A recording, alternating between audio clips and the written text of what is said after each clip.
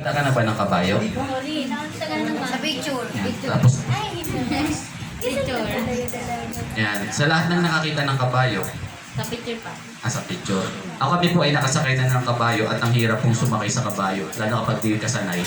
Kailangan lang meron kang may ano sa'yo, nakaalalay, yung mga biyasa sa kabayo. So may dalawa pong mag-asawa na sila po ay pupunta sa ibang bansa. Ang pangarap nila makapunta sa ibang bansa gamit ang buong kabayo. Ayan. So yun yung panahon na noon kasi hindi pa uso ang mga sasakyan.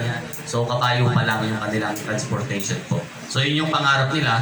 Ngayon yung dalawang mag-asawa sumakay sa kabayo at habang sila po ay naglalakbay patungo dun sa pangarap nilang lugar na mapuntahan. Nakarating sila sa isang lugar na sa isang bayan at may nakakita sa kanilang mga tao doon at pinag-usapan sila at sila po ay pinagchismisan, nagbulong-bulungan, sabi, napakasama naman ang ugali itong dalawang mag-asawa na ito, kinakawawa yung kabayo. Ngayon, nung narinig ng mag-asawa na ganun yung sinasabi sa kanila, bumaba ngayon yung dalawang mag-asawa, ay bumaba yung wife. Bumaba yung wife at ang natira doon sa kabayo, yung asawang lalaki. Ngayon, habang naglalakbay na naman sila, nakarating sila po sa isang lugar, sa isang bayan, at pinagchismisan na naman sila at ang sabi, walang hindi gentleman itong lalaking ito dahil yung wife ang naglalakad at siya ang nakasakay. Ngayon, ang ginawa ng lalaki, bumaba yung lalaki at yung sumakay naman po yung kanyang wife dun sa kabayo. At habang naglalakbay na naman po sila, nakarating sila ulit po sa isang bayan at may nagchismisan na naman, nagbulong-bulungan na naman at sabi, sama naman ang ugali itong babaeng ito, hindi man lang pinasakay yung kanyang husband dun sa kabayo. So, nung narinig na naman ng wife yung sinabi, bumaba na sila pareho at sila po ay naglalakad ng pareho kasabay po ng kabayo. At habang po sila ay nakarating na naman doon sa isang bayan, may nagbulungan na naman, may nagchismis at ang sabi, sorry for the word, ang biyo-biyo naman tong dalawang ito. Imbis na sakyan yung kabayo, habang sila ay naglalakbay, pwede naman sakyan, ba't sila naglalakad? So, ang nangyari po, yung dalawang mag-asawa, binuhat po yung kabayo at itinapon doon sa mga chismosa at chismoso. Yun po yung nangyari. So anong lesson po na matututunan po natin dito? Maliban sa huwag kayong magchismisan, ang matutunan po natin dito, hindi natin mararating yung tagumpay ng buhay hanggat may pinapakinggan tayong mga chismoso at chismosa. Baga sila yung mga negatibo sa buhay po natin. Hindi natin mararating yung tagumpay ng buhay kapag ang laging pinapakinggan natin yung mga negatibo. Amen? Kaya napakahalaga na kung gusto nating marating yung tagumpay sa buhay po natin, meron po tayong aaralin po ngayon. Ready na po kayo? And ang ating pong title po ngayon, 3 P's to Become Successful. Sino dito na gusto niyang maging matagumpay sa buhay? Yung magtataas ng kamay, sila yung gustong magtagumpay sa buhay. At yung hindi magtataas ng kanilang kamay, sila yung wala lang. Wala lang. Yung bang nabubuhay lang ng wala lang. Ayan. So yan. Lahat tayo gusto maging successful sa buhay. Ayan. Pero may gagawin tayo. Meron tayong aaralin ngayon na dapat may apply po natin sa ating mga buhay. Ayan. So number 1, ito yung unang letter P, practical way. Yan po yung una po nating aaralin, practical way. Sabi mo sa katabi mo, practical way. Practical way. Sa Tagalog, practical na paraan. So, ito po yung una nating aaralin para tayong lahat ay maging successful sa buhay. Gusto rin naman ng Lord dyan. Kaya lang, meron tayong gagawin. Ito yung una, practical way. Ano yung mga practical way? Una, yung goal. Ayan. Dapat meron tayong goal sa buhay. Bago natin marating yung tagumpay sa buhay, dapat meron tayong goal. Pag sinabing goal, ito yung pang-future eh. Yung baga, malayo po ito. Goal po ito. Kumbaga sa race, meron silang tinatakbo. Hindi sila tumatakbo ng wala lang. Meron silang finish line na gustong marating. Yun yung goal nila. Nakuha po natin. Sa buhay po natin, bilang mga Christian, dapat may goal po tayo sa buhay. Hindi lang po tayo nabubuhay ng basta-basta. Alam niyo yung ipa, yung palay, yung ipa ng palay. Alam niyo po yan, nakakita na kayo ng palay. Bigas, nakakita na kayo ng bigas. Nagsimula yung bigas dun sa palay. Nakuha na po natin. Siya yung nanay ng bigas. So yung ipa, kapag po yan yung natanggal na doon sa pinakapalay niya, lumilipad po yan. Pag inangin po yan, lumilipad yan kung saan-saan. So yung buhay po natin, huwag natin gawing hayaan na maging ipa tayo ng palay. Kumbaga kung saan-saan lang tayo, yung wala tayong goal sa buhay, para lang tayong sumusunod sa agos ng buhay nang walang tayong direksyon. Nakuha po natin. Dapat, ito yung unang practical way, dapat una magka-goal tayo. Ano ba ang goal natin sa buhay? Yan yung tanong po. Ano ba ang goal natin sa buhay? Sa mga nag-aaral, anong goal po ninyo sa inyong buhay? Pagtapos. Yan, ayan yung sinasabi kong goal na makapagtapos sa pag-aaral. So pagkatapos mag-aral, anong sunod na goal natin? Trabaho. Magtrabaho. Sunod na magtrabaho, ang goal po natin, Magpayaman. magpayaman. Okay, tama naman. Kasi yan naman ang goal natin sa buhay, no? Magpaunlad sa buhay. So, yan yung goal na sinasabi ko po. Hindi lang po tayo na pwedeng basta-basta lang na mabubuhay ng walang goal sa buhay. Kasi wala talaga tayong mararating. Hindi tayo magtatagumpay kung wala namang goal sa buhay. Ako po natin. Kaya napaka-importante na meron tayong goal sa buhay. Sabi mo sa katabi mo, may goal ka na ba? May goal ka na ba? Kasi pag walang goal, para ka lang nabubuhay ng wala lang. Yung mamapasay tayo ng wala lang. Nakuha po natin. Kaya napangalaga may goal sa buhay. Ngayon, kapag may goal na tayo sa buhay, tingin po kayo dito, pag may goal na tayo sa buhay, sunod ng gagawin natin, yung plan. Dapat may plano. Nakuha po natin. Kasi hindi natin mararating yung goal natin sa buhay kung hindi natin paplanuhin. So, halimbawa, sa mga nag-aaral, tingin po ko sa mga nag-aaral dito, ang goal natin makapagtapos ng pag-aaral. Ngayon, ano ang plano natin para makapagtapos ng pag-aaral? Study hard. Study hard. Tama po yun. Yan yung isa sa nating plano sa buhay. So, sunod nating plano sa buhay para makapagtapos ng pag-aaral, hindi tayo papasok araw-araw. Pag hindi tayo pumasok sa pag-aaral, sa araw-araw ng ating pag-aaral, hindi natin mararating yung pagtatapos ng pag-aaral. Pwede sabihin, okay, tapos lang yung pag-aaral, hindi ka napasok. Anong tawag doon? Pag di ka na pumapasok, keep out. Yun, tapos na ang pag-aaral mo. So, dapat, papasok tayo sa school ng araw-araw. At pagdating sa school, anong gagawin para makapagtapos sa pag-aaral? Matulog. Matulog. So, pag natulog, yari ka, wala kang matutunan, bagsak sa exam. So, mag-aaral, makikinig sa teacher, tama? Hindi mangungopia sa katabi, kailangan makinig. Huwag makipagdaldalan sa katabi, huwag makipagchismosan. So, dapat mag-aral. Para makakapagtapos ng pag-aaral. So, yun yung plano. Sa mga naghahanap naman ng trabaho, so, kailangan, kung gusto natin makapaghanap ng trabaho, anong gagawin? Mag-apply. Mag-a-apply. Bago ka makapag-apply, syempre, may plano ka. Ano yung kailangan mong gumawa ng resume, By data. biodata, ngayon resume na, biodata, pwede rin. So, yun yung gagawin. And then, yung mga requirements. So, hindi ka naman pwedeng matanggap sa trabaho nang wala kang dalang ganon. So, yun yung plano po sa mga gusto maghanap ng trabaho. Sa mga gusto naman mag-business, ako gusto kong mag-business, ang plano, dapat planuhin kung paano mag-business. Hindi naman pwede mag-business tayo, yun yung goal natin, pero hindi natin alam kung paano palalaguin yung business. Nakuha po natin. Sa mga gusto naman mag-presidente, meron ba dito gusto mag-presidente? Planuhin po natin paano mangurap. Ay, hindi. Sama yun. Ayan. So, kung gusto natin, kung ano man ang goal natin sa buhay, dapat may plano. Ayan. So, pangatlo, para may goal na tayo, may plano na tayo sa buhay, dapat meron din tayong diligence na tinatawag. Ibig sabihin sa Tagalog, dapat may sipag. Yan, sabihin mo sa katabi mo, dapat sipagan mo. Ayan, dapat sipagan po natin. Kasi pag hindi tayo naging masipag, may goal nga tayo, may plano nga tayo sa buhay, pero tamad-tamad naman tayo, hindi nga natin mararating yung goal natin sa buhay. Nakuha po natin, hindi tayo magtatagampay sa buhay.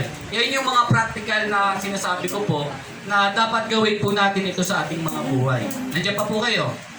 Ayaw niyo na po, makinig. Nandiyan pa po kayo? Amen. Ayan, ito yung sinasabi ko, practical way po muna tayo. Ito yung mga hakbang para makarating tayo doon sa tagumpay ng buhay. Mamaya na tayo papasok doon sa talagang biblical way para tayo ay magtagumpay sa buhay. Ito yung sinasabi ko po na dapat gawin po natin sa buhay po natin para tayo ay magtagumpay. So sipag, sabi mo sa katabi mo, sipagan mo. Sipagan mong makinig. Ayan. So kailangan natin ng sipag. Sabi kasi ng iba, ito yung prinsipyo ng iba. Di bali ng tamad, Huwag lang pagod. hindi naman pagod. Yan ang prinsipyo ng karamihan po ng mga tao ngayon. Di bali ng tamad, hindi naman pagod. Ayan. So, yun nga, hindi ka nga pagod, tamad ka naman. Yun ngayon. Kaya kailangan sipagan. Amen. Sipagan po natin. Kasi hindi pwedeng sasabihin ng teacher mo, oy, pasado ka na, hindi ka naman nag-aaral. Nangungopia ka lang. Hindi naman pwedeng nakapagtapos ka ng pag-aaral ng puro special project. Naalala ko po, yun po yung suwol ko sa sa mga teacher ko dati. Dahil bagsak ako sa ganitong subject, kailangan special project para makapasa. So yun yung nangyari sa akin noon ng mga nakaraang ako ay high school. Yan, nakapasa dahil sa special project. So dapat sipagan. Amen. So hindi rin pwede na may kakatok na lang sa bahay ninyo, hindi ka naman nag-apply ng trabaho, may kakatok, tanggap ka na sa trabaho. Hindi naman pwedeng ganon. Kaya kailangan, sipagan natin, maghanap ng trabaho, magpasa ng mga resume, mag-search sa Facebook, ang dami sa Facebook na naghanap ng trabaho ngayon. So, maghanap ng trabaho. Amen? So, dapat meron tayong sipag. Ayan, sipagan lang po natin. So, pasok tayo sa verse. Anong sabi ng verse? Ay, wala pala dito. Ito yung sinabi sa verse. Basahin po natin sa... Ayan, sa Kawikaan 13, verse 4. Ito po ang sabi ng ating Biblia, ang sabi ng Lord. Ang tamad ay nangangarap, ngunit hindi natutupad. Ang hangarin ng masikap ay laging nagaganap. Yan ang sinabi, napakalinaw ng sinabi ng verse.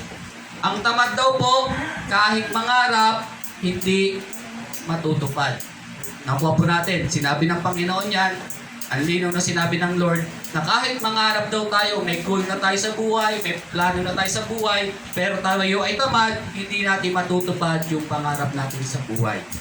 Amen? Ayan, so kailangan sipagan. At ito pa ang sabi ng Lord. Sabi ng Panginoon, sa 2 Thessalonica, chapter 3, verses 10 to 12. Ayan, makinig po tayo, dito po tayo, tingin po tayo dito. Sabi ng Panginoon, 2 Thessalonica 3, verse 10 to 12, Nang kasama pa namin ninyo kami, ito ang tagubiling ibinigay namin sa inyo. Huwag ninyong pakainin ang sinumang ayaw gumawa.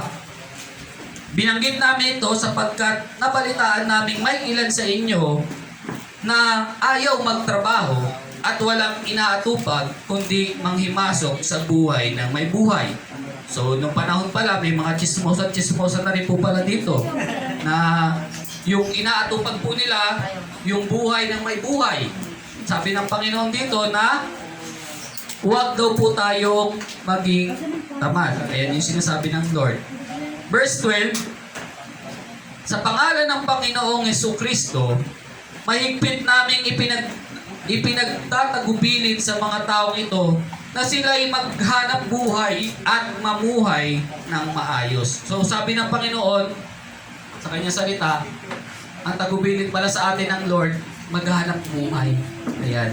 So sa amin po, kami po bilang mga pastor, ayan, alam niyo naman po na kami po ay nagtatrabaho po muna. Kasi ayaw po namin na ito po yung maging parang ang tawag dito, yung maging sumbat po sa amin mga pastor. Na kaya kami daw, kasi marami ako na ganito nababalitaan. Yung maalala yung mga chismosa talaga. Hindi maiwasan talaga yan. Na kaya daw umunlad yung pastor kasi dahil sa tithes and offering, binubulsa. Pero hindi nila alam na yung pastor may business. At noon na sila ay nagtatrabaho pa, nakaipon ng pera, kaya sila umunlad ng buhay. So may mga ganong pastor. Kaya sa amin po, bilang mga pastor, kami po ay nagtatrabaho din. Ayaw din po namin maging sumbat balang araw sa amin na kung bakit kami umunlad sa buhay, ba't kami nagkaroon ng bagong sasakyan, karoon ng motor. So nagtrabaho po muna. Kaya sabi ng Panginoon, maghanap buhay. Ayan, maghanap buhay. Napaka-importante po nito kasi yun yung isa sa practical way na sinasabi sa atin ng Panginoon na kailangan nating maging masipag. Nandiyan pa po kayo, tingin po kayo po dito. Pasok na po tayo sa pangalawa. Second point po tayo. Ayan. Pangalawa, sa gusto magtagumpay sa buhay, ito yung pangalawa. Kailangan magpakumbaba sa Diyos. Tingin po kayo dito. Kung gusto natin magtagumpay sa buhay po, ito yung pangalawa na dapat natin gawin. magpakumbaba sa buhay. Bibigyan ko po kayo ng mga sample na ito yung po yung mga tao na pagkatapos nilang magtagumpay sa buhay, naging mapagmataas. At sila po ay naging mapagmataas sa Diyos, hinamak ang Diyos, parang mas kinukumpare nila ang sarili nila sa Diyos. So bigyan ko po kayo ng sample. Ayan, sa mga nakikipagkwentuhan sa labas, pasok po muna kayo dito. Naririnig po kayo sa audio po natin. Ayan. So ito yung una, kilala niyo po si isang Hollywood actress na si Marilyn Monroe. Ayan. Siya po ay si Marilyn Monroe ay naging matagumpay sa buhay. Siya po kasi ay Hollywood actress na talagang nakilala sa buong mundo. Kaya lang, nung siya po ay abang sila po ay siya po ay nagpapahinga, meron po lumapit sa kanya na isang evangelist. Siya po si Billy Graham. At sinera po siya ng Word of God. Kaya lang ito yung sabi niya kay Billy Graham. Sabi niya, I don't need your Jesus. Sinabi niya po ito kay Billy Graham. Hindi niya tinanggap si Jesus. Hindi niya tinanggap yung sinishare ni Billy Graham sa kanya. Kaya ang nangyari po, mga nakaraang ilang linggo po, siya po ay nagpakamatay. Siya po ay nagpakamatay at ang sabi dahil po sa depression. Isipin niyo po, nagtagumpay sa buhay, matagumpay, yumaman, nakilala, naging tanyag, pero isipin mo, ginamit na ng Diyos si Billy Graham para siya ay masyaran, hindi niya pa tinanggap. Naging matagumpay sa buhay, sa mundong ito, naging matagumpay, pero naging failure pagdating sa kabilang buhay. Isa po yan sa tao na naging matagumpay sa buhay, sa mundong ito, pero pagdating sa kabilang buhay, hindi naging matagumpay. Dahil hindi niya tinanggap si Jesus sa kanyang buhay. Pangalawa, siya po si Tancredo Neves. Ayan po. Siya po ay isang presidente sa Brazil. Siya po ay tatakbo na po itong presidente. Kaya lang, ito yung sinabi niya. If I got 500,000 votes from my party, even God would not unseat me as president. Sinabi niya ganun. Sipin niyo yung kayabangan po nito. Sabi niya, kahit ang Diyos, hindi ako kayang tanggalin sa pwesto. Pag ako naging presidente, kahit ang Diyos, hindi ako kayang tanggalin sa pwesto. Sipin niyo po yung ganung kayabangan po niya. Pero alam niyo po, bago siya maging presidente nito, siya po ay namatay din dahil po sa kanyang sakit. Naging mayabang po kasi. So, naging matagumpay sa buhay, mayaman, magiging presidente na sana, mga ilang linggo na lang. Pero dahil sinabi niya ito, hinamak niya ang Diyos, yun, hindi siya naging presidente. Sayang, siya dapat talaga ang panalo niyan. Pangatlo, siya po si Thomas Andrews. Siya po ang gumawa, o siya po ang nag-architect ng Titanic. Siya po, sabi niya pong ganon, even God Himself could not sink this ship. Pero alam niyo, kinamatay po niya, nung lumubog yung Titanic, kasama po siya doon. At hindi na po siya nakita. Dahil hinamak niya ang Diyos, sabi niya, kahit ang Diyos, hindi kaya palubugin itong ginawa namin Titanic. Ayun, lumubog yung Titanic, kasama siya doon, hindi na po siya nalumutang. Buti pa yung barko, lumutang pa kahit pa yung mga ano, pero siya hindi na po siya lumutang. Hindi na po siya nakita. So yun yung sinasabi ko po na yung mga nagmamataas, ibababa ng Diyos. Pangatlo, pang-apat, siya po si John Lennon, member of the rock band, The Beatles. Sikat po siya nito. Pero sabi niya pong ganon, Christianity will end. It will disappear. I do not have to argue about that. I am certain Jesus was okay, but His subject were too simple. Today, sabi niya nga, today we are more famous than Him. Sipin niyo po yung nagyabang po siya. Mas kilala na ako ngayon, mas famous na ako kaysa kay Jesus. Sabi niya gano'n, ang mga Kristiyano, matatapos din yan. Sabi niya, will end. Pero ako ngayon, sikat ako, para sinasabi niya na itong kasikatan ko, walang katapusan ito. Pero ang nangyari po, namatay din po siya, binaril po siya. So yun yung sinasabi ko po na mga tao na nagtagumpay sa buhay, nakilala, yumaman, umundad ang buhay sa mundong ito. Pero dahil Hindi nila tinanggap ang Diyos sa kanilang buhay. Hinamak pa ang Diyos. Yun. Sa kabilang buhay, hindi naman naging matagumpay. Kaya sabi ng Lucas 14 verse 11, sapagkat ang nagmamataas ay ibababa at ang nagpapakumbaba ay itataas. Kaya pag tayo ay pinagtagumpay ng Diyos sa buhay na to, magpakumbaba lang. Stay humble. Sabi mo sa katabi mo, stay humble. Stay humble. Kasi marating mo man ang tagumpay sa buhay, nagmalaki naman tayo, hindi natin sinama ang Diyos sa tagumpay natin sa buhay. Kaya pa rin alisin ng Diyos yung mga tagumpay natin sa buhay. Kaya alisin sa isang iglap lang, kaya tanggalin ng Diyos yan. Amen. Amen? Kaya, stay humble. Ano pa ang sabi ng Kawikaan 22 verse 4? Ang paggalang at pagsunod kay Yahweh at ang kapakumbabaan ay nagbubunga ng yaman, buhay, at karangalan. Sa mga nagpapakumbaba sa Panginoon, ito ang sabi ng Lord, magbubunga daw po yan una ng yaman. Yaman, dito sa mundo talagang papaunlarin ka ng Lord. Buhay na pangmatagalan. Hindi ibig sabihin na hindi na tayo mamamatay, pero hahaba ang buhay. Karangalan, magiging kilala talaga tayo. Yun ang sinabi ng Panginoon. Isang sample po nito, si Solomon. Siya po si Solomon, siya po ay hari ng Israel. Siya po ay anak ni David. At ito ang sinabi po, ito yung istorya. Sabi niya sa unang hari, 3-14, mahal ni Solomon si Yahweh at sinusunod niya ang mga tagubilin ng kanyang amang si David. Subalit, nag-aalay din siya ng handog at nagsusunog ng insenso sa mga altar sa burol. Minsan, pumunta si Solomon sa Gibeon upang maghandog sapagkat iyon ang pinakatanyag na sagradong burol. Nakapag-alay na siya roon ng daan-daang handog na sinusunog. Kinagabihan, samantalang siya'y naroon pa sa Gibeon, nagpakita sa kanya si Yahweh sa isang panaginip. At tinanong siya, ano ang gusto mong ibigay ko sa iyo? Sabihin mo, wika sa kanya. So yun po, nung panahon po yan, ang Lord kasi nangungusap pa talaga sa pamamagitan ng panaginip, iba't ibang kaparaanan. Pero dahil sa panahon natin, buo na ang Biblia, dyan na mangungusap ang Lord sa iyo, sa Biblia. Kaya hindi na uso yung mangungusap ang Lord sa panaginip kasi nga buo na ang Biblia. Hindi na siya pwedeng mangusap sa iyo sa panaginip kasi kung gusto mong marinig ang salita ng Diyos, kailangan po natin basahin ng Biblia. Kasi nandiyan na ang salita ng Diyos. Manalangin, magbasa ng Biblia, dyan mangusap ang Panginoon. So, si Solomon, habang siya po ay nag-offering doon sa burol, siya po ay nagkaroon ng panaginip.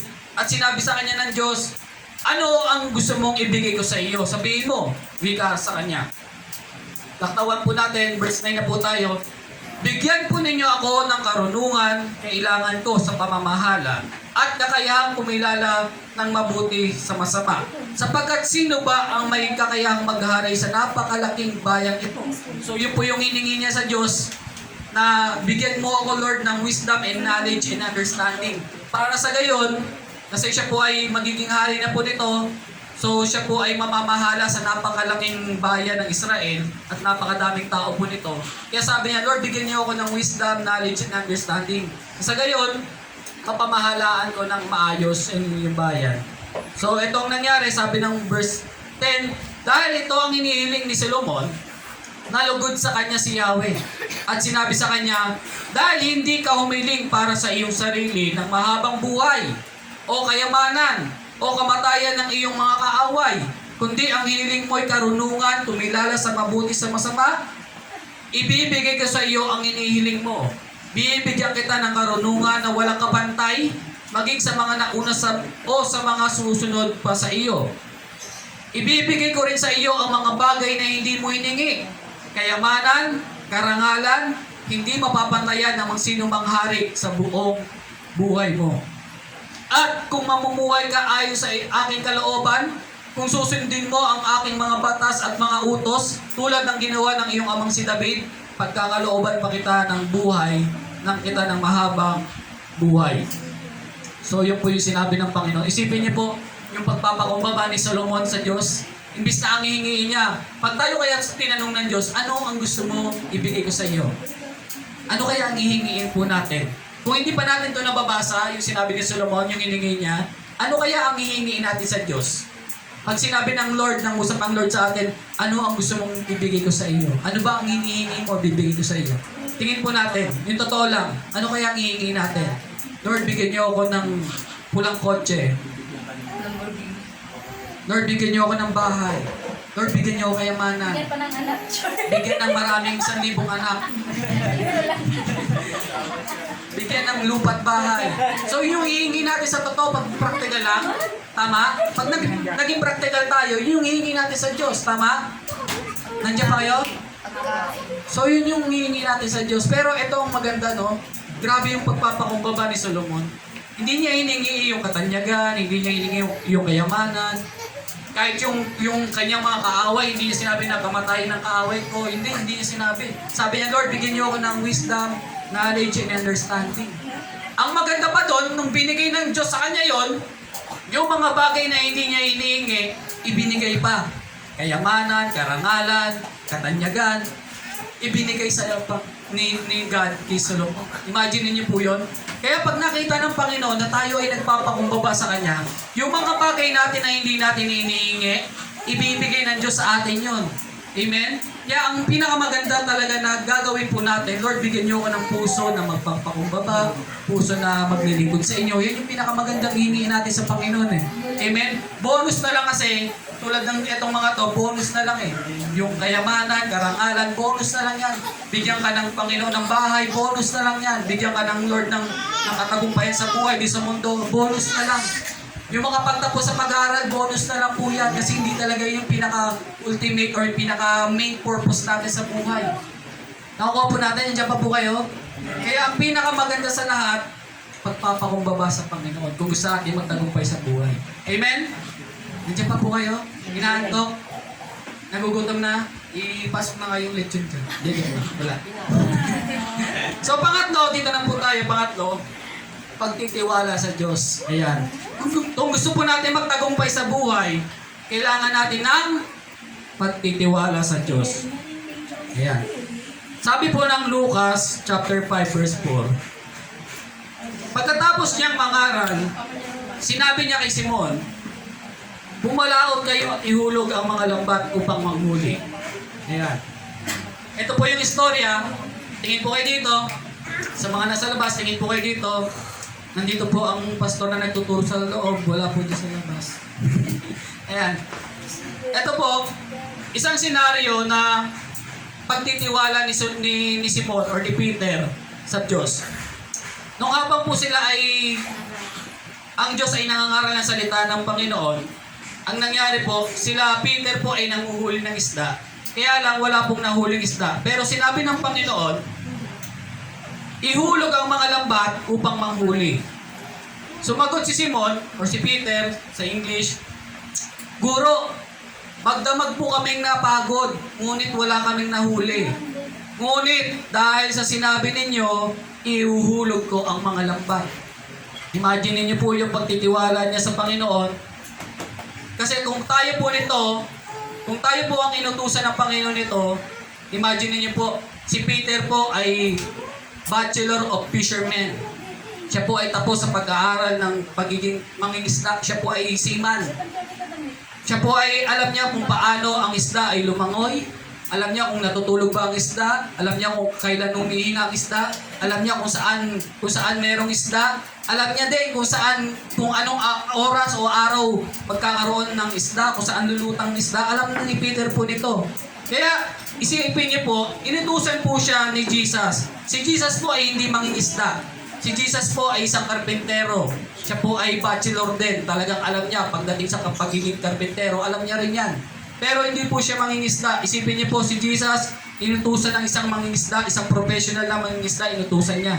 Pero ang sabi ni Solomon, sinabi ni Peter, sabi niya ganon, nung inutusan sa ng Panginoon na ihulog yung lambat doon sa dagat, kung saan sila nanguhuli, sabi niya ganon, ayan o, sa verse 6, ganon nga ang ginawa nila, nung hinulog na ni Simon or ni Peter yung lambat niya, nakahuli sila ng maraming isda, kaya't halos mapunit ang kanilang mga lambat. Verse 7, kinawayan nila ang kanilang mga kasamang nasa kabilang bangka upang magpatulong. Lumapit naman ang mga ito at napuno nila ang dalawang bangka. Ano ba't halos lumubog ang mga ito? Nang makita ito ni Simon Pedro, siya'y lumuhod sa harapan ni Jesus at sinabi, "Lumayo kayo sa akin, Panginoon, sapagkat ako'y isang makasalanan." Imagine niyo po, nung sinunod ni Peter, dahil magdamag nga sila ng huli ng isda, wala silang mahuli, pero dahil inutusan siya ng Panginoong Jesus, wala nang sabi-sabi, sinabi niya, "Sige, dahil sinabi niyo, Panginoon, ihuhulog ko yung lambat." Nung hinulog niya yung lambat, nagkaroon ng huli. Napakarami. At hindi lang po yun. Sinera niya pa ng blessing yung kanyang kapwa mangingisda. Kaya, yan yung pangatlo po nating dapat na matutunan. Kung gusto nating magtagumpay sa buhay, kailangan natin ng magtiwala sa Diyos. Amen. Kailangan natin pagtiwalaan ng Diyos. Pag sinabi ng Panginoon, gawin mo to, gawin mo. Amen? Kasi mahirap po na, tulad ni Peter, sa totoo lang, mahirap sundin yon. Kasi nga, siya po ay, mula pagkabata, siya po ay mangingisda na. Alam niya po kung meron o wala. Kung saan merong isda, kung saan walang isda. Kaya nga sabi niya, "Lord, wala naman kaming nahuli, magdamag kami ng huli, wala kami nahuli." Pero nung inutusan sila ng Panginoon, dahil sinabi ng Panginoon, sinunod ni Peter. At nung sinunod ni Peter, ano nangyari? Nakahuli ng maraming isda. Pinagpala siya, hindi lang siya binilis, kundi nakapag-bless din siya ng kapwa niya mangingisda. Ganon din sa atin mga kapatid, no? Pag tayo ay nagtiwala sa Panginoon, hindi lang tayo i-bless ng Lord eh. Tayo po rin magiging instrumento para maging blessing din sa iba. Amen? Gusto ba natin yon? Na hindi lang tayo ang siyang binibless ng Lord? Yung dating ikaw ang nangihiram sa kapwa mo, ikaw yung nangungutang, ngayon ikaw na yung magpapautang? Ayaw ninyo yun ng ganon? Ayaw nyo ng ganong blessing? Yung dating ikaw yung nangihiram sa iyong kapwa, nakukulitan na nga sa iyo yung kapwa mo, nahiram ka ng hiram, di ka pa nakakabayad, manghihiram ka na naman, makukulitan na yung kapwa mo, minsan ayaw ka ng pahiramin. Pero mas masarap na kapag ikaw na yung bless ng Lord, ikaw na yung magpapahiram sa kanila. Yung bang lalapit ka dun sa inutangan mo, "Uy, nakakalimot mo na akong hiram, singilin na, eto na yung bayad. O may bonus pa." Di ba, sarap ng ganoon, magugulat. Yun yung sinasabi na gulatin mo yung inutangan mo. Gulatin mo yung inutangan mo. Bayaran mo. No? No, yung bang, "Uy, kamusta ka na? Ang tagal mong di nagparamdam, hindi mo ko sinisingil sa utang ah. O ito na yung utang ko, ito pa yung bonus, ang tagal mong di nakabayad." O, di ba? Kaya yung sinasabi ko na kapag tayo ay nagtiwala sa Panginoon, yung sinabi ng Panginoon, tulad ni Peter, binilis siya ng Panginoon, hindi lang siya basta binilis, nag-share siya ng blessing sa iba. Kaya yung mga kapwa niya mangingisda na hindi nakahuli ng isda, nagkaroon din ng mga isda. Nakuha po natin, yun ang pinakamasarap na magtiwala sa Panginoon. Amen? Amen. Ayan. So ano pang sabi ng Panginoon sa Kawikaan 3:5-6? "Kayawi ka magtiwala buong puso at lubusan, at huwag kang mananangan sa sarili mong karunungan. Sa lahat ng iyong gawain, siya ngay alalahanin upang ikay patnubayan sa iyong mga tatahakin." Ayan. Sabi ng Lord, sa Kanya tayo magtiwala ng buong puso at lubusan, no? At wag daw tayong magpo-focus sa sarili nating karunungan kasi minsan sablay talaga yung ating karunungan sa totoo lang. May mga plano tayo sa buhay na minsan sablay-sablay din. May mga diskarte tayo sa buhay na minsan sablay-sablay din sa totoo lang. Kaya nga sabi ng Panginoon, magtiwala tayo sa Panginoon. No, kapag tayo may pinaplano, gusto natin magtagumpay sa buhay, idulog natin sa Lord. "Lord, ito bang plano ko? Plano niyo rin po ba? O plano ko lang to?" Kasi kung hindi ko to, kung plano ko lang to, sabi ng Panginoon, yung sa kawikaan, di ko lang nailagay dyan. Sinabi sa kawikaan din na yung plano pa rin ng Diyos ang matutupad eh. Marami tayong binabalak, marami tayong pinaplano, pero anong sabi ng Lord? Yung plano pa rin ng Diyos ang magaganap. Kaya napaka-importante, ipagkatiwala natin sa Diyos yung mga plano natin. Amen? Yung mga pangarap natin sa buhay, kung gusto natin magtagumpay sa buhay, ipagkatiwala sa Panginoon. Amen? Nandiyan pa po kayo? Amen. Ito pa ang sabi ng Lord. Jeremiah 17 verse 5, Sinabi ni Yahweh, susumpain ko ang sinumang tumatalikod sa akin at nagtitiwala sa kanyang kapwa-tao. Yan ang nalinaw na sinabi ng Lord ha. Susumpain daw ng Diyos ang mga nagtitiwala sa kanyang kapwa-tao sa lakas ng mga taong may hangganan ng buhay. Yan ang sinabi ng Panginoon. Sipin niyo po, nagtiwala ka na sa sarili mo, tapos nagtitiwala ka pa sa kapwa mo na may hangganan naman ng buhay, na ang kanilang karunungan ay meron ding hangganan.